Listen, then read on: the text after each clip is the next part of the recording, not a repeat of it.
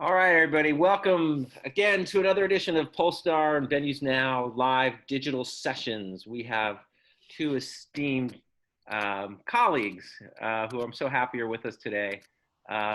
Bill Reeves, over there with the really cool Anthony Hamilton shirt, and Lance K.C. Jackson, co-founder. Both are co-founders of Roadies of Color United International. We are so happy they are here with us. We had a good conversation about a month ago. I'm hoping we can pick up a bit where we left off. I'm just going to have you both introduce yourselves. Bill, you want to start us off? Just give us a little bit about you and your history. Yeah. Reader's Digest version of my resume. Yeah, it's a wait. Start off with like it's 40. I forget how many years we said in the story. 43. I'm what am I? 45 years, 44, something like that. So you're a spring chicken. That I've been toiling in the in this concert production industry. I started in 74. One of those. It gets a little foggy after 30, 40 years. It's like the same thing at this point. It gets a little, I'd have to go pawing through my, my stuff to figure out. But my name is Bill Reeves. I'm a tour manager, tour/production manager. As previously mentioned, I have been doing that for 30, 40 years. I'm currently have been tour managing an artist by the name of Anthony Hamilton. Who's on your shirt? Which happens to be on my shirt, not for any reason other than this is the first shirt that came off the huge pile of black t-shirts that I have sitting in the corner of my room that have various band names and artist faces accumulated over the years. I'm along with KC, co-founder of the Roadies of Color United International, a social network, and I guess we'll speak more about that a bit later. I have been just real quick highlights, I guess. Anthony, Prince, Puff Daddy, Stevie Wonder, D'Angelo, Maxwell, Anita Baker,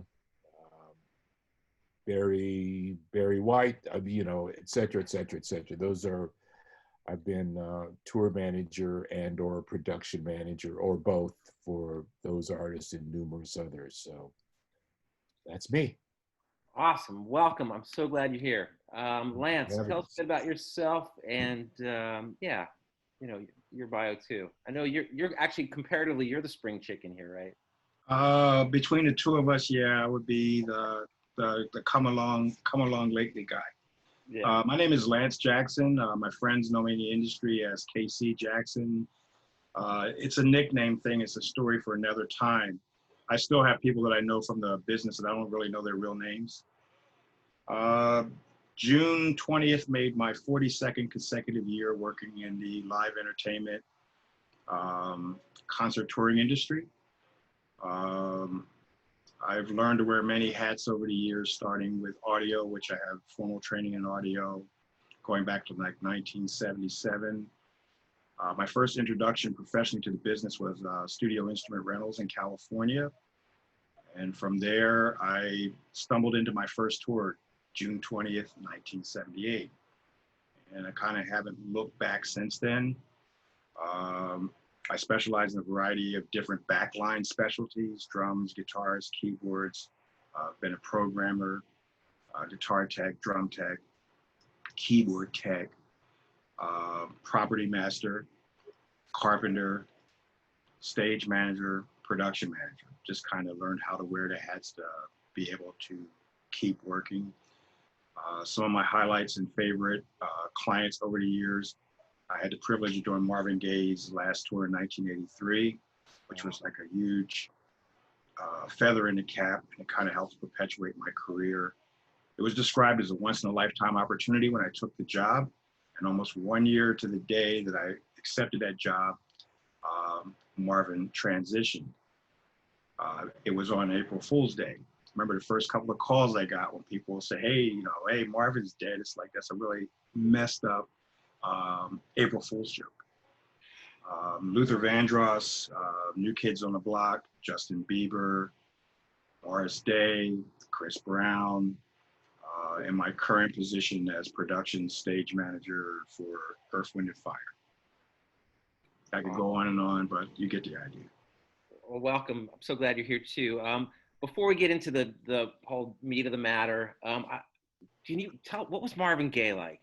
You know, what a hero. I always flash back whenever I hear his name to that, when he did the national anthem at the 1979 All-Star game. I guess two things come to mind. I would say somewhat reclusive, and for lack of better words, he was kind of paranoid. Huh. The tour was sponsored by Miller Beer. And there was a part in the show where they would have a champagne glass. You know, Miller is a champagne, a bottled beer, right? So the pitch was that Marvin would take this glass, take a sip, and salute the audience and, you know, do the plug for Miller Beer. But there would be nights where he would just salute the audience and put the glass down. And then there were nights where he'd take the sip. What made the difference was who poured the beer. If I didn't pour the beer, you know, he would look over and I would nod like I poured it, or I would shake my head, no, I didn't pour it. If I said yes, he'd take a sip, salute, set the glass down. If I said no, he'd pick up the glass, salute, put the glass down. So what is that? He trusted you a lot, is what it sounds like. He trusted me, yeah, he did. Well, like I say, he had some things going on in his life, you know, personal things, and like I say, he kind of was kind of reclusive behind that, and there was a little sense of paranoia. We had very extreme security on that tour. But the coolest thing, other than perpetuating my career, was he met my fiance before we got married. Just kind of stumbled into her in the lobby of a hotel. I was checking rooms because we were having problems with rooms, and she was really excited. She met Marvin. It's like, okay, cool. To me, it's like, okay, cool. I get a phone call a little later to come to his room, and we have this protracted conversation about my relationship with my wife. Well, she wasn't my wife then. He assumed that I was married. And we got to the part about why aren't you married? And it's just like, well, you know, we've been living together for 7 years. We're technically common law in California. And then he asked me, did I love her? It's like, yeah. And then he asked, why wasn't I married? And I started mumbling. And he asked me to promise him that I would get married. So December 30th, 1983, I dumped out a 5-gallon jug of quarters and counted out $50 in quarters. And we went to Avery's Chapel on Wilshire Boulevard and got married. Oh my God. So Marvin Gaye was like, he was the catalyst. Oh my God, that's crazy. I kept my word and we got married. A little note with the quarters. I didn't actually take $50 in quarters to Avery's Chapel. I got intercepted by my brother, who seemed a little suspect about this, what's in the bag. It's like a bag of quarters. So that's a lot of quarters. I said, yeah, about $50. He said, what are you going with $50 in quarters? I said, me and Shelly are gonna go get married. He said, well, you can't go to the chapel and give the chaplain the $50 in quarters. He says, give me the bag and I'll give you a $50 bill. So there's that part of it. So Marvin was one of those acts that was very special, and everybody knows the Rick James story. He fired me on stage in front of 20,000 people over the microphone. Oh wait, okay. Well, let's save that story because that's a crazy. No, I'm just saying that out of these you've got the one thing I know from interviewing both these gentlemen before is they have got stories. They've got great stories. And when Marvin Gaye is responsible for your marriage, like what's a better story than that? Like we're already kicking it off on a great note. Oh my God. I mean, Marvin Gaye even suggests you get married. You get married. You don't question him. You just run to the chapel. It was and I was actually really it just caught me off guard, you know. That he would call me to his room and we would talk about something personal. It wasn't about the show. It wasn't about him. You know, artists are kind of stuck sometimes on, you know, it's all about them. Yeah. It kind of made him a little bit more human than a lot of other artists I work with. I don't usually get that type of interaction or get that close or have a conversation like that. So I want to go back just to how you got into the business and your sort of trades. I think, Bill, you were an electrician, right? And so you had Yeah, a I real started as a lighting dude. and you knew how to like do electrical. Well, I actually, and I don't know if this is true anymore, but earlier in my career, I used to say I was one of the few people I knew who was actually trained to do what I was doing, because I was a theater major in college. I have a master's degree in stage lighting. Oh, wow. So I actually knew about lights. Um, and I was working at a casino in Lake Tahoe, California, in the showroom as a stagehand, which is a job I sort of stumbled into as a summer job while I was finishing up my master's in college.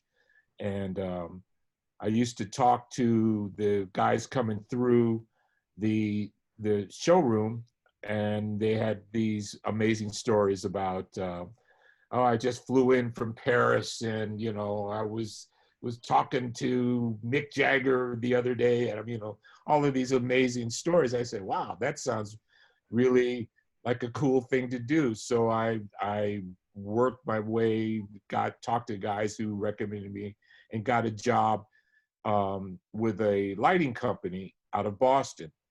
And so that's how I started touring, was as an electrician on the on Right. tour. And I did that for a couple of years, and then got a job as a lighting director / production manager for an artist by the name of Teddy Pendergrass. Okay, good. Yeah. And that was kind of the end of my lighting But okay, career, that's because important. I sort of just kept getting gigs as production managers, and so But I don't have as varied a background as Casey, because Casey did all this other stuff. I've basically only just done one thing. All right, so good. So, but what's important is you had this background already. I didn't know you had a master's, but you knew what you were doing. You were trained. I thought you were an electrician, but you had a master's in lighting, so even better. And Yeah. Casey, you on the other hand, you knew, well, you were Mr. Fix It when you were a kid, right? I think you can tell me somebody like one of your parents threw a radio with the other, and then you repaired it. It started when I was really little. But you had an audio. You knew audio. You studied audio really. I have electronics in my blood. In high school, I had electronics 1 and 2. I didn't go to college, but I did take a correspondence course. So I have an equivalent of an associate's degree in digital electronics servicing. I actually got that once I got into the business. It's hanging on my wall over there. You can't see it. But basically, I got into the professional end of the business. Being a former musician and the guy in the band that always fixed everybody else's stuff, as much as I would get to play, I eventually stopped playing. I invested in reel-to-reel. I had one of the first cassette recorders. I had an 8-track recorder, and I would follow around the band I used to play in and mix and record their shows before I moved to California. When I moved to California, I had a cousin who had a pretty ambitious vision. He wanted to start a black record company, black-owned record company. And he had this thing about having his own in-house engineers. And he arranged to get me into a class with Bill Lazarus, famous mastering engineer that used to have a audio engineering course he taught at TT&G Recording Studio, which is at the corner of McCadden and Sunset, across the street from Hollywood High School. I used to catch 2 or 3 buses to go to Hollywood on Tuesdays and Thursdays for class. Between my job, which at the time I worked at a furniture factory called LA Period Furniture in East LA. That's a 5-bus conversation. I would have to leave 5 o'clock in the morning, catch 5 buses, be there by 8 o'clock, work till 5 o'clock, come home, change clothes, hop on 3 more buses to go to Hollywood to take the class. So anyway, I got through all of that, and when I went to go, I got laid off from LA Period Furniture, by the way, for being overqualified for the job. Guy told me he was doing me a favor, and it was the best favor probably to ever happen, because it forced me to have to go out and find a job.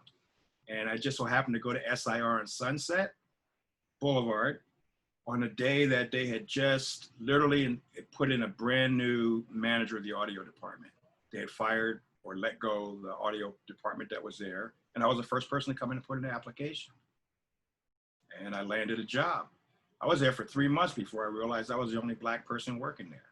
You know, it was strange. I mean, in other words, the atmosphere there was actually a very cool atmosphere to work, that you don't notice that you're the only Black person there. They didn't, like, you know what I mean? So, you know, thumbs up to Dolph Ramp and Ken Berry for having that type of work environment.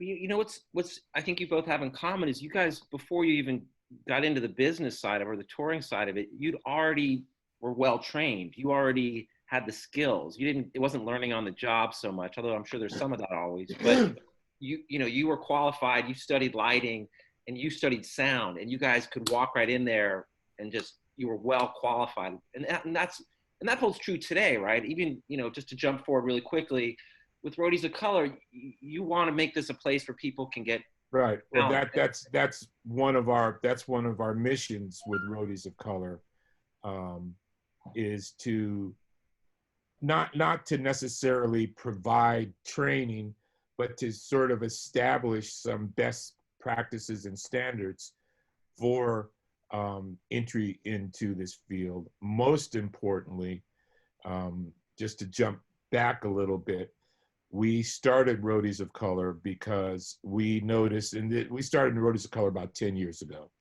And that was in reaction to a conversation that KC and I had about the fact that in looking around at the various bits and pieces of media and social networks that existed at that time, you know, the thing that I always used to say is that if an alien came down to Earth and wanted to know about the concert production business and started looking at the social media at the time and reading the magazines at the time, they would think it was populated exclusively by white people, because we never saw ourselves mentioned that often or represented in the various media and everything. So we started Roadies of Color to advocate for a little more diversity in the hiring practices in the concert production industry, plus to kind of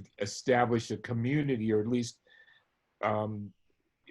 give ourselves a sense of community amongst Roadies of Color.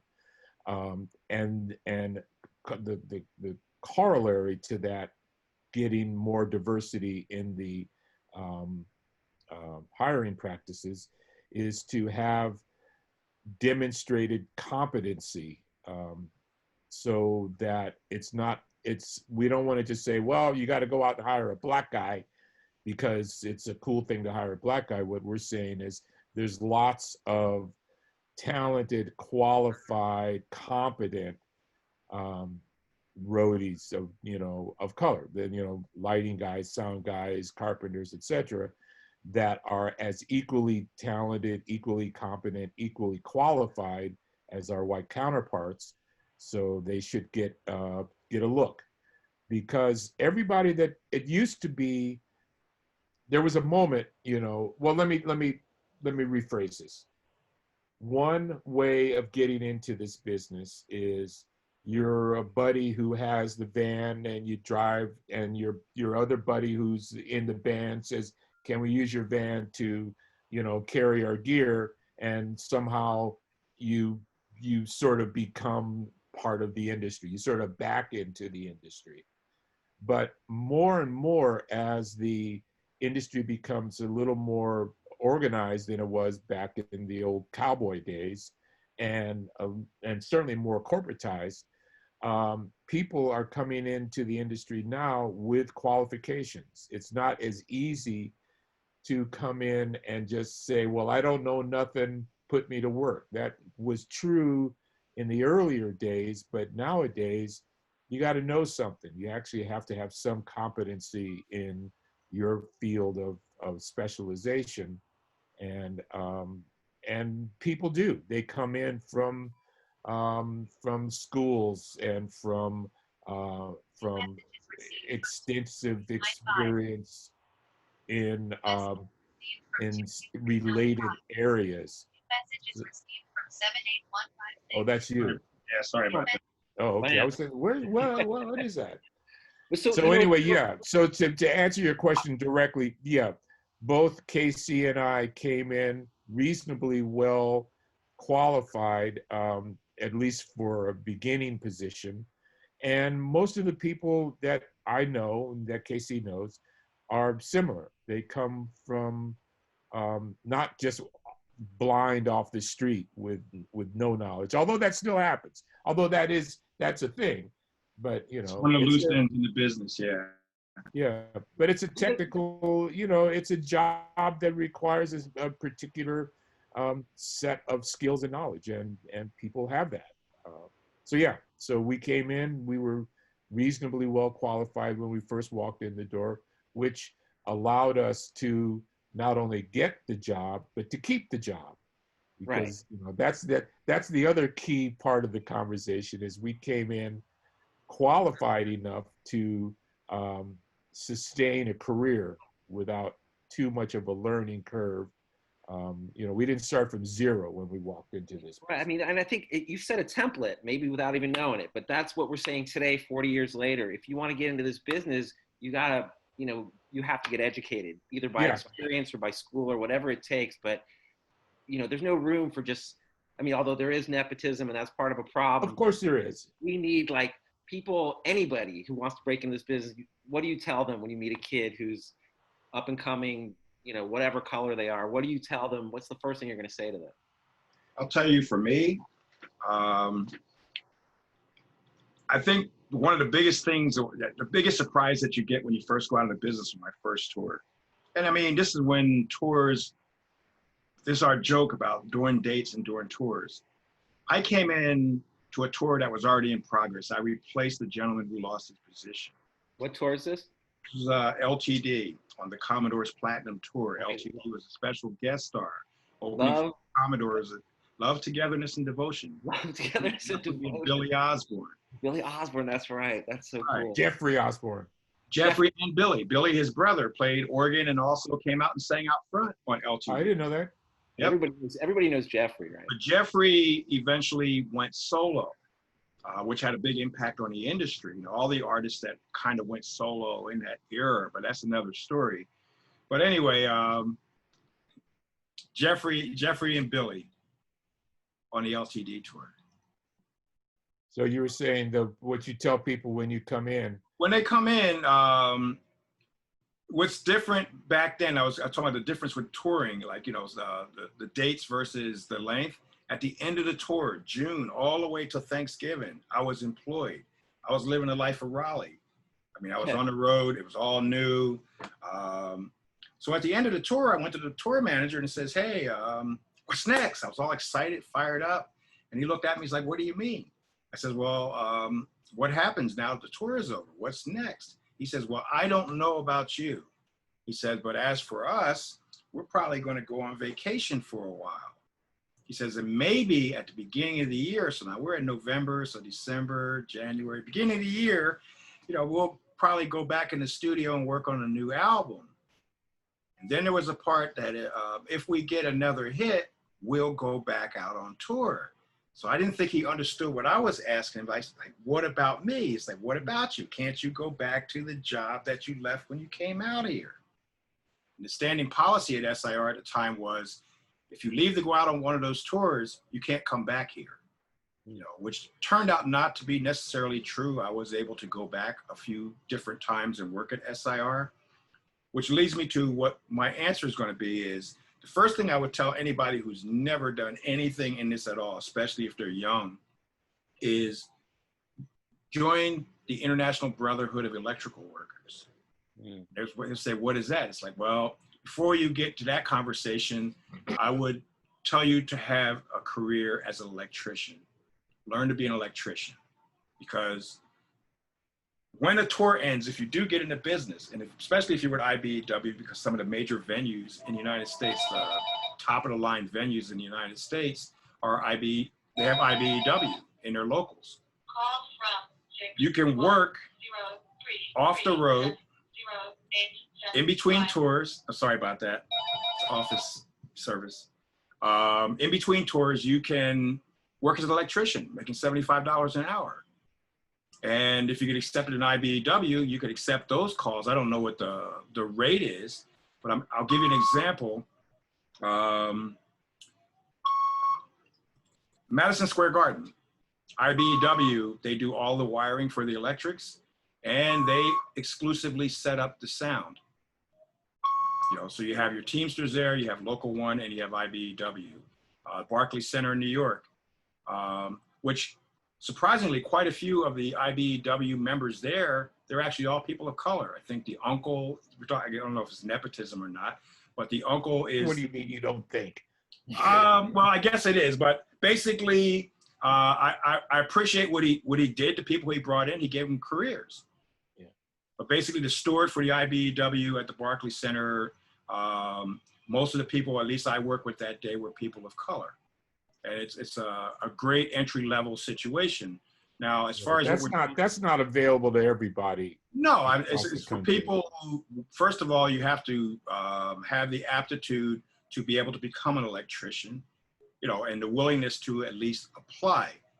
But getting a trade as an electrician has its rewards, because any other aspiration that you have in the industry, whether it's audio, lighting, being a qualified electrician is a plus. But my point I'm making is to have something to sustain you in between tours, because I wasn't prepared. I had no idea that when I left that first tour, I'm thinking that, you know, I'm going to continue to get paid. And that was a misnomer. That doesn't happen like that. So preparing people with skill sets that you can fall back on after tours is great. In the case of Roadies of Color, it's not quite totally that, but we are looking at educational resources that we can turn people onto, one, to even a playing field, that are associate members. These are people who will become members in our 501c6 professional association that don't have a cumulative experience of 2 years of road experience. The Event Safety Alliance, who we recently formed a collaboration with, has a safety training program. This will be one of the programs we would direct our associate members to. I recently completed a COVID-19 compliance officer course. This will be more of interest to members and associate members who live in California. The film and TV industry, part of their criteria for reopening is it's mandatory that they have at least one compliance officer on the set. And it's more or less the COVID police, but they enforce the protocols for safety. They do some safety mitigation, and they oversee several aspects of making sure people do their social distancing, distribution of personal protection equipment, etc. We're establishing relationships with some vendors and companies so that we can also share some of their training resources with our membership, which I think is pretty important. Like Bill said, some people are coming with some background or qualifications, but you can continue to learn. It opens up your options, that you know more than one thing. And then, like I say, for our younger members coming in, it kind of evens out the playing field. You know, one hand knows what the other is doing. It becomes common knowledge. You know, you're basically building a foundation that establishes opportunities for other situations. Good. That's really interesting. I want to just ask you a follow-up real quick about the training and the safety training with COVID.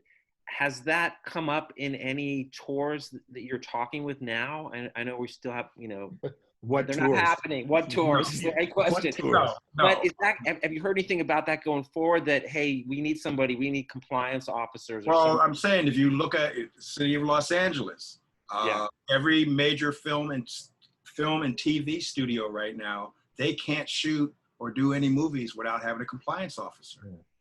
I don't think, I think that will be, once we begin touring again, I think that will be one of the requirements, or, you know, somewhere in that situation when we start touring again, we'll be having to have somebody who knows or have a plan or have some certification or some sort of requirement. I suspect that that will be something that like the city requires of the promoter, who will then require it of the act, or the venue will require it. You know, certainly the venues, I don't know about requiring it of the act, but I absolutely believe that venues will be required to have some sort of protocols in place, I think which they will then come to the act. When you go into the door, they're, you know, you'll have to know how to deal with it. I was going to add to that. I know IATSE recently released their version of what they're calling an opening guide. The Event Safety Alliance also published their version of what they are calling an opening guide. And like Bill said, individual venues will probably have their own versions. You think somewhere tours have got to have them too, right? Like each tour. Well, yeah. Yeah, our riders, yeah, I think so. No, well, I also would expect that insurance companies will require it as part of the insurance for the tour. I mean, this is something we've been talking about internally. Well, we've all not, you know, I'm sure everybody who's in this business has been talking about what happens when we go back. Like, how do you socially distance on a bus? You know, how do you, when you got 12, 8, 10, 12 bunks, and you're going to be, everybody's all crammed together in this little aluminum box going down the road for a few weeks. How do you socially distance there? How do you socially distance? Are you going to be required to wear masks backstage? Will you, you know, obviously the singer can't wear a mask on stage while he's singing, but what are you doing backstage? What are you doing about catering? How do you deal with the catering situation? A lot of challenges. And you know, in cramped quarters, because venues are not particularly large places backstage, you know. So even if you are somehow you have you've spread out the audience, you know, backstage is still a fairly confined area. So how do you do that? And so all of those questions will be asked and have to have an answer, I suspect, once we get back to work. Yeah, I'm sure they're gonna have like safety marms. We're gonna Yeah. be like Well, on I think tour. you're gonna basically have COVID police. Right. Yeah. We're gonna have it's I'm sure. Well, let's go back to your careers and coming in with, like, you guys had the skills when you got there and you had the goods, and you knowing, you know, Lance, you're really like a jack of all trades, I think, as you said before, and you studied lighting and had a master's. How did you transition from sort of the worker bee into getting up to production manager and tour manager positions? Well, for me, it was, I would say, probably just sheer talent. And being good looking. And good looking, and a winning personality. Yeah, that's all. I was working as I said, an electrician, and actually it's because I was Black, and I mean, it was sort of as is most things in our, you know, significant points in our lives. It's, you know, right time, right place. Just like KC was the first guy to walk in and apply for a job at SIR when they were looking for guys at SIR in the audio department. I was working as an electrician on a Alice Cooper tour. And the guy that, there was a team, there was a manager. Alice was managed by this guy named Shep Gordon. Sure. From a live management. Shep also managed, you know, a whole long list of people. And his production guru, you know, the guy he always went to for dealing with production, was a guy by the name of Joe Gannon. And Joe Gannon was the production director for this Alice Cooper tour. I was on the lighting crew.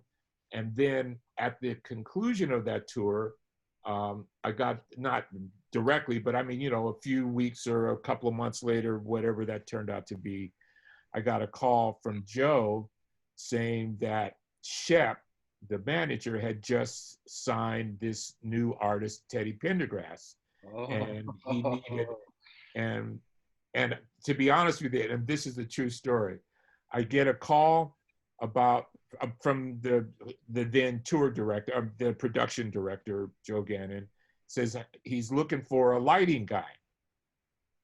Would I be interested? Because he's thinking he's a white guy. He's got a black act, so he's thinking to populate the crew at least with one or two black guys.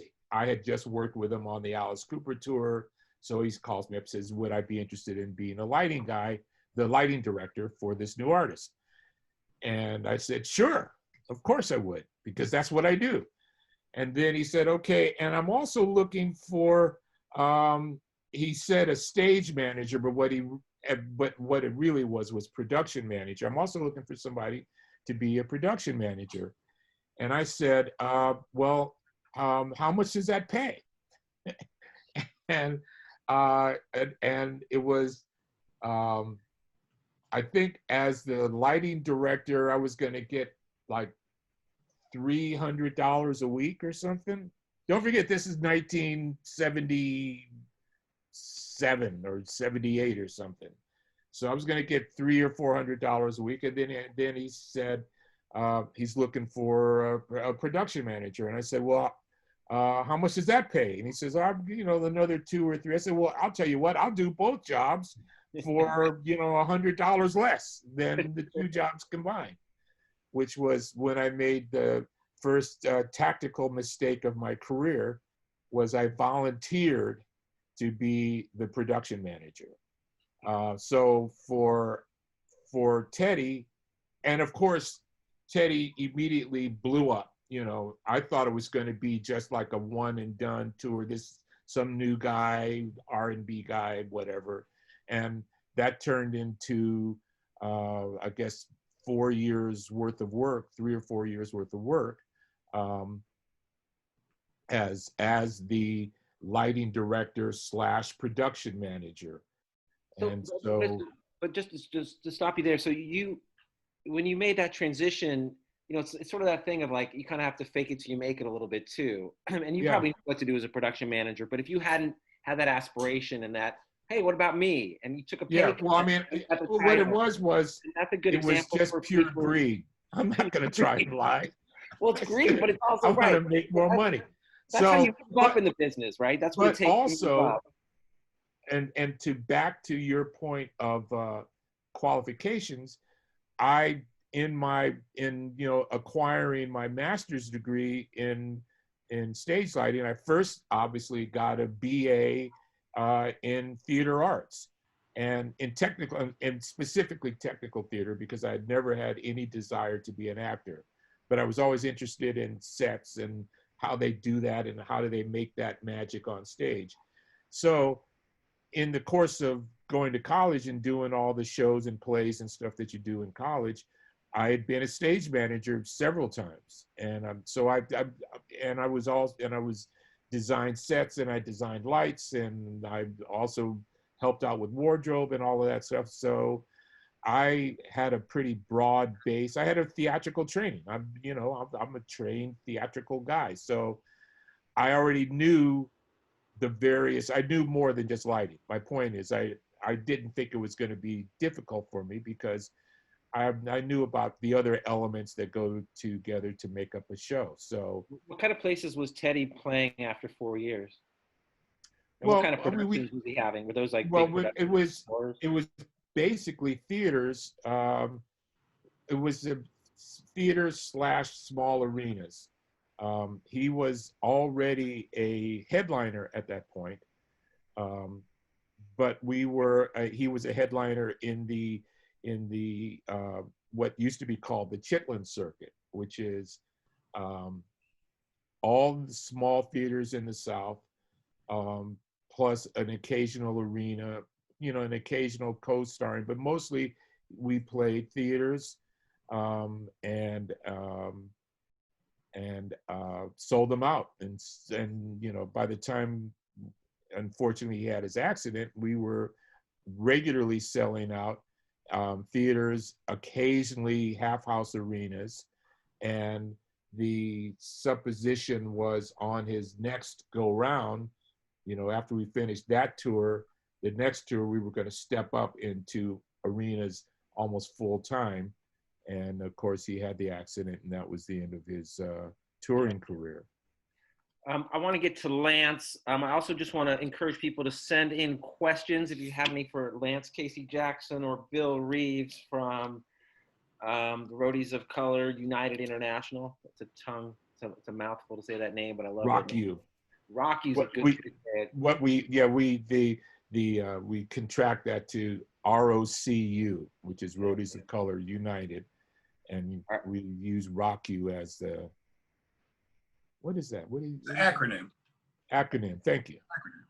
So Lance, I want to talk a bit about how you progressed out of that sort of, mid-level. Also, I just want to bring up going from Alice Cooper to Teddy Pendergrass. Are you the only human being who ever made that transition? What a crazy. No, you know what? In this business, and that's one of the beauties of this business, is you bounce all over the place. You know, I mean, well, even within your genre, if you were only doing rock or only doing R&B, you still have it, you still bounce all over the place. In my early years, I did Alice Cooper, I did Neil Sedaka, Tony Orlando and Dawn, wow. Teddy Pendergrass, and then Blondie, so that's if you're working in the entertainment business, you're going to see a lot of entertainment. Yeah. So that's, in which, let me just really quickly make one more point. One of the things that we would, back to the Roadies of Color thing, is that we were trying to dispel this notion that if you do one genre, that's all that you can do. Because there's the rock pop world, and then there's the R&B hip hop world, and then there's the country world. Those are the three main genres in our business. And as technicians, people tend to stay in one of those three places and don't really move around a lot. There is obviously there are people that move everything, but one of the things that we're trying to combat is the idea that, well, if you're an R&B guy, you can only do R&B. You can't do country, or you can't do rock, which is, on the surface, if you think about it for half a second, that's stupid, because the speaker doesn't care what music is coming out of it. So and the light doesn't care who it's shining on. So if you're a decent audio guy or decent lighting guy, you should be able to function in all of those genres in terms of doing your job, which is lighting, sound, or whatever. If you're lucky, you do get to experience, as I did early in my career. Now later in my career, it was all R&B, hip hop forever and ever and ever. But that doesn't mean I couldn't have done or can't do rock and pop and country and whatever. So that's that whiplash, though. The whiplash of going from the one to the other can be severe. Can be, you do get a little bit of whiplash, like going from was it Lance who was saying, like, why are all the audio guys you see at shows, why do they always have a ponytail? There's always a white guy with a ponytail. Like every sound guy. They're rockers. They're rockers. I always said the one problem I would have with doing a rock show, like particularly a hard rock show, is that I didn't have a lot of hair so that I could bob my head and the hair would flop back and forth. Because that seems to be one of the primary requisites for, being a rocker, is you got to have long hair so you can bob your head and the hair can flop back and forth, which I don't. So that was going to be a problem. It's probably why I never did a rock show, because I don't have long hair. Get extensions, maybe. Yeah, maybe I could get a wig. I don't know. While we're being silly with the sound guys, when I was mixing sound, one of my favorite things, people for some reason, people would always like to walk up when you're mixing and try to get your attention to tell you what they need to hear or how you should mix the show. So I wouldn't recommend anybody do this now. And I kind of look back, maybe I shouldn't have did it when I did it. But my favorite defense was, I would always tell them, excuse me, but see that guy over there with the headset on over there? He's talking to the speakers in that headset. Go tell him. Never go and start bugging the lighting guy, the lighting director. Yeah. During the show. But answer your question you asked Bill. Unlike Bill, I proceeded in the business blindly. Like I said, I didn't have a clue what to do when my first tour ended. I sat home. I had a lot of time to think about it. I collected unemployment. I was fortunate enough to seize opportunities. I received a phone call for somebody asking me for a number for somebody else to do a press party. And when I inquired a little more about, well, what is it? Who is it? They said, well, you won't know who this band is. It's like, well, okay, who is it? It's a band called the Gap Band. It's like, oh, that's a pretty cool name. Tell me more. Well, we're going to do a press party for the press release for their album, a release party, I guess they called it. And we need somebody that can come in and set up all the equipment. So what do they got? You know, they told me, you know, it's like, we also hope that person can maybe jump behind the board and mix sound. I said, well, you don't need to call this other guy. I can do that. So it was like seizing an opportunity, and I did that. You know, and I still hadn't quite, you know, I mean, I spent all this time learning audio. I just stumbled into something. Now I'm doing a little bit of everything. I'm getting to do a little bit of audio. It turned into a promo tour. It turned into a tour. And it was just me struggling to find things to be able to offer that I can do. And I mean, literally, I drove a truck. I set up band gear. I helped mix monitors. I was real deeply into the martial arts then. I assisted with security, like when they would go to the clubs and stuff. You know, because they would basically give you an open bar if you would come, because it would attract more customers. You could drink, you know, free drinks and, you know, get in, hang out, and be large for an evening. So I did all of that. And I think out of all of the things that I had acquired in that situation, it seemed like, well, thank God I used to play bass and used to play a little guitar. Because at the time, I didn't realize when I got into the business, somebody would actually pay you to change strings on a guitar, polish the guitar, plug in the amp, and basically cater to the guitar player during the show. So my first line of defense was, I'm going to be a guitar tech. I'm going to be a good guitar tech. I happened to go to a show with some days off in Indianapolis, Indiana in '79. And we were able to go, this is the old Market Square Arena. And we got invited to come and see Ted Nugent on our day off.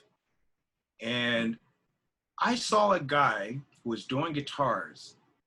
I mean, this is the first time I ever seen somebody put a flashlight in their mouth and use his hands. In other words, he figured out how to use both of his hands. He didn't hold a flashlight and stumble around.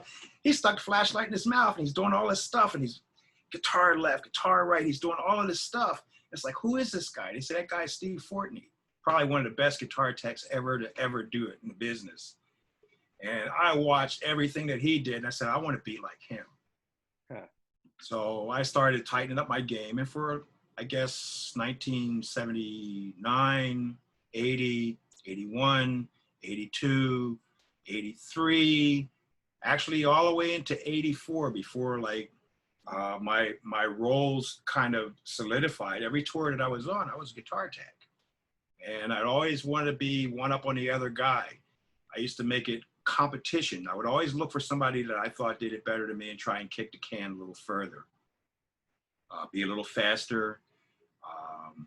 Just compete against myself is what I was doing. I was trying to better my own mark. So I kind of established myself to where I became a replacement guy. There's a lot of little tours where I would get a call where somebody would get fired.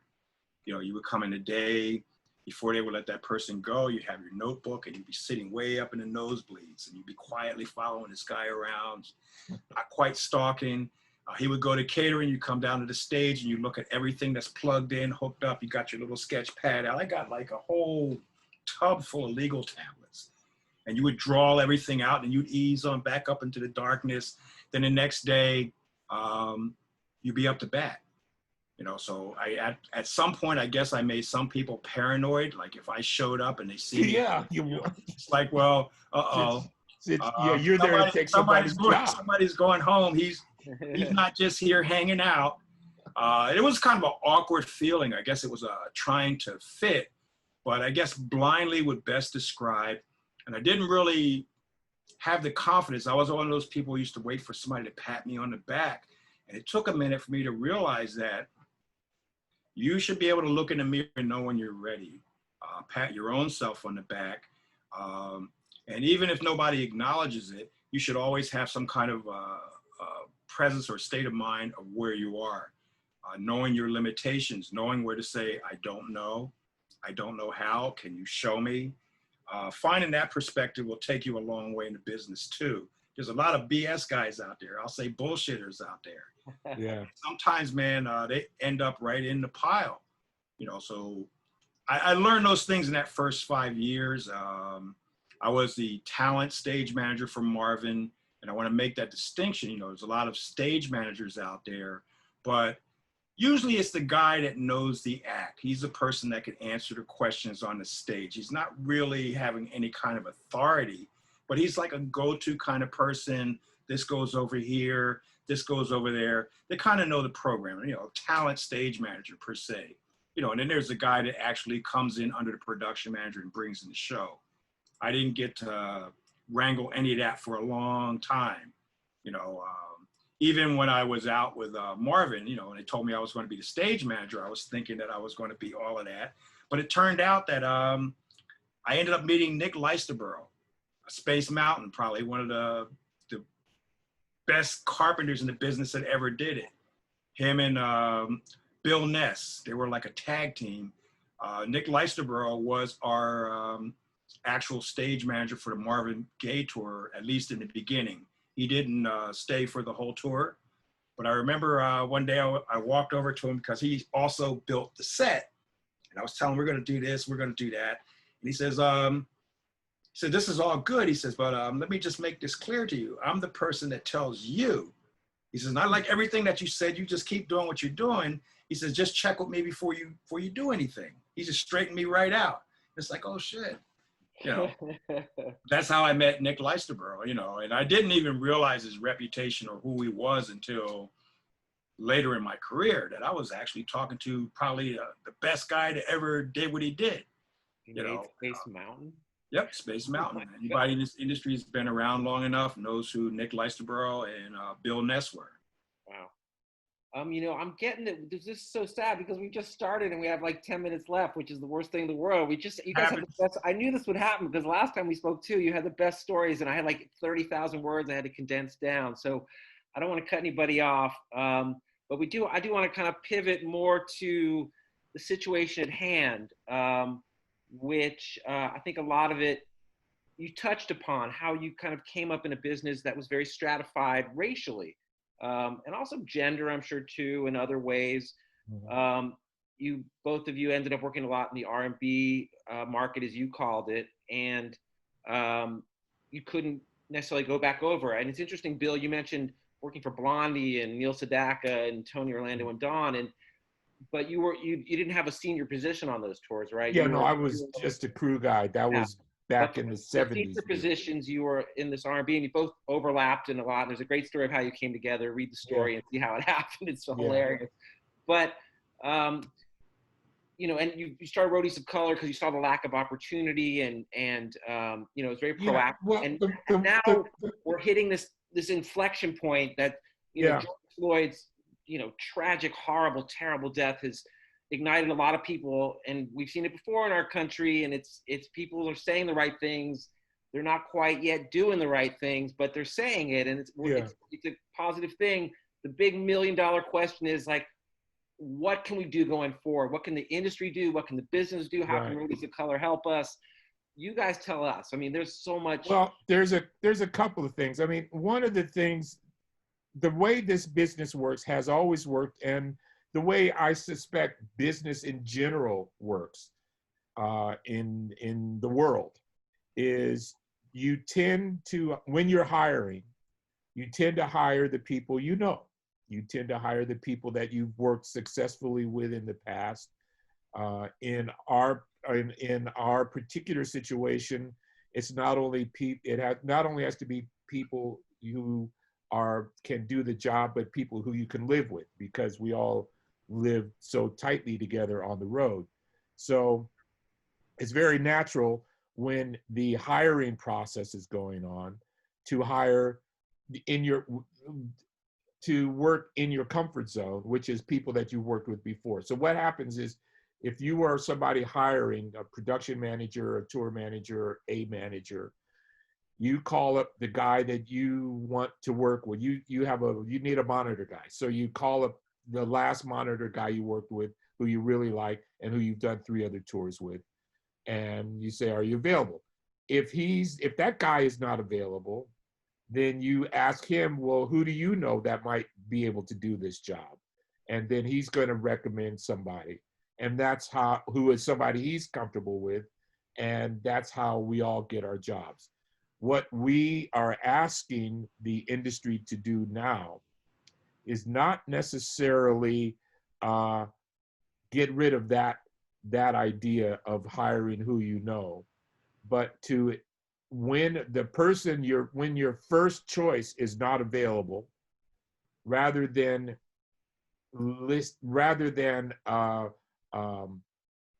accepting the recommendation of your first choice guy for whoever, expand your we're asking the people who hire to expand their circle or their field of inquiry.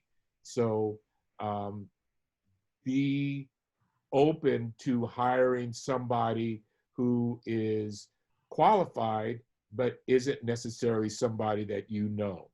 And so then, by doing, and well, let me just finish. So to that extent, I mean, to that point, we're establishing a database. that's what I was going to say. So people are always saying, like, I don't know Right, anybody. right. No, that's the thing. Well, I So would hire. Who do I call? And I've talked to Exactly. many African-American executives who say they are so sick and tired of people calling them and saying, Absolutely. That's always what happens is, well, I'd be happy to hire somebody, but I don't know any. Well, what we're trying to do with Roadies of Color is establish, not what we're trying to do, what we are in the process of doing, is establishing a database of people with qualifications who have been vetted, and publishing this database, or not publishing it, but having it available, so that somebody who's hiring can come to us basically and say, I need a monitor guy. And we can say, well, here's 2 or 3 monitor guys and here's their qualifications, and take a look at them. We're not saying you have to hire them, but we want to at least be in the consideration. Okay, so I'm that guy. I'm putting on a tour. I'm the manager of an artist. I'm looking for a tour manager, production manager, whoever. What do I do? Who do I call? How do I get in touch? You would go to the website. There will be a link on the website. Which Roadies of Color website? Roadies of Color United International. Well, actually, roadiesofcolorunited.com. There's a linked URL. The database will be located on rocu.tours. Good. ROCU.TOURS is where the database will be. All right, good. So you're the tour manager, and you can go to, eventually, because it's not up yet, we're still compiling it, go to rocu.tours and put in monitor guy, and there will be a list. The website will generate a list of monitor guys who are available and whose qualifications have been vetted. And this is the big deal, is what we're going to do is list people whose qualifications we've vetted. So if the guy says, I've done 3 or 4 tours as a monitor guy, we're going to call up the 3 or 4 tour managers to say, how'd he do? And he's going to say, oh, this guy's great. He does blah, blah, blah. Okay, he's on the list. Well, I don't know. He wasn't that, I don't think I'd hire him again. Well, he's probably not going to get on the list. So what we're hopeful of eventually producing is sort of like the good housekeeping seal of approval. If we say this monitor guy, this lighting guy, this audio technician, this stage manager, this tour manager, whoever is good, is qualified, then he's qualified. Now, that doesn't mean you have to hire him, but you should at least take a look at him. Because at the end of the day, the hiring process is always a combination of the tangible and the intangible. The tangible is qualifications. Can you do this particular job?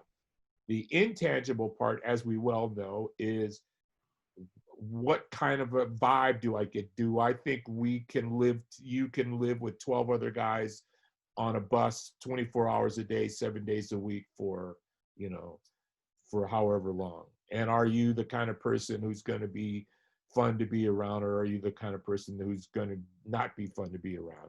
And that's a decision that we all make as tour managers when we're talking to somebody we don't know personally, which is why you tend to hire the people you know, because those questions have already been answered. But what we're asking for the industry to do is be more open to broadening your search pattern. I guess that's basically what we're saying. We would like the search pattern to be broader than it currently is when people are hiring. I want to just throw something out there real quick before we run out of time. We've also have had some dialogue initiated with some, I call them very prominent white production managers in the industry who are very interested in making some changes and helping to diversify their production. So I want to give a special shout out to Chris Groton, if you're listening. How you doing? Bill Leibody with Coldplay. Nice. And this is what are these guys saying to you? We're having conversations about how we can do this. They're looking forward to utilizing our database once we launch it. Basically, I think particularly, and I'm actually about to, and I'll have that for you later today, Casey. I'm going to publish an open letter in the next couple of days to the industry. And in this letter, I'm just going to implore, and it's not me, I'm writing it, but we're going to get a bunch of people to co-sign it. And I'm going to ask you, Andy, to co-sign this letter also. We'll put it on Pollstar, no problem. A letter to the industry to take this moment, like you said, this inflection moment, and carry it forward, because talk is cheap right now. And that's all it can be, is because we have no way to put any of this into action. So we're going to have to maintain this momentum and maintain this conversation for the next few months, really. Hopefully it's just the next few months, but we don't know. We don't know. All we know is that at some point in the future, we will be doing concerts again. I think we're all pretty well dedicated to the concept that the concert business is not dead and gone forever. It's just on hiatus. So what we are in the letter, to get back to the point, I think in this business, most everybody we kind of think of ourselves as the cool kids. We think of ourselves in this business as progressive, liberal, and pretty well, cool and hip and groovy and all of those words, because we're in showbiz, because we're in showbiz. And most of the people that we've talked to, like Casey says, to this point, have all been people of goodwill, guys that tour managers and production managers of good intention, of goodwill. They just don't, like, the thing is, well, I'd be happy to hire a person of color or a woman, but I don't know any people of color or qualified women. And we're we're imploring everybody to look further and to demonstrate that goodwill and that good intention. One of the things that one of the guys, we were on a webinar with tour management a couple of weeks ago, and one of the guys was saying he always thought of himself as a pretty cool guy and not racist and da da da da. And then this whole thing came up, and he looked up and he said, "Wait a minute.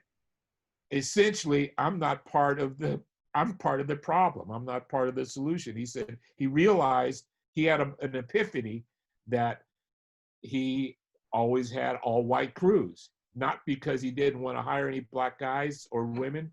It's just that was the easier way to go, and that's the way it went. And he realized that he needed to, live up to his self-image of a cool, progressive, right-thinking dude, and I think that's true of everybody in this business. Well, most everybody. I do know a couple of confirmed assholes.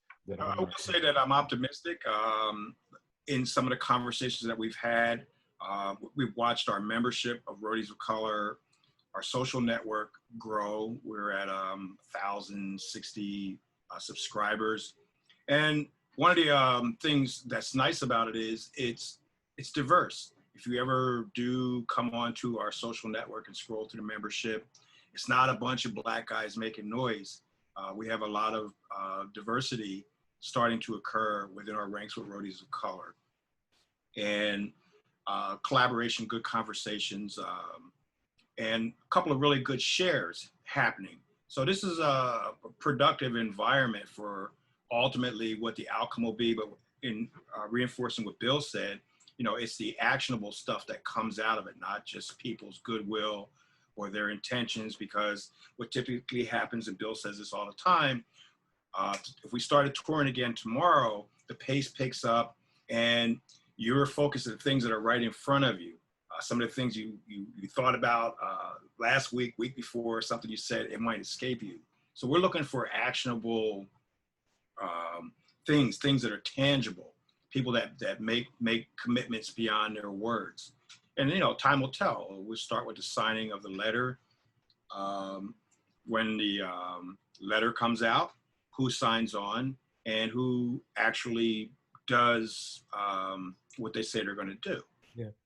And of course, we don't know because nobody's going to have a chance to actually do anything until we get back to work. So that's the big question mark that hovers over all of us at this point. Yeah.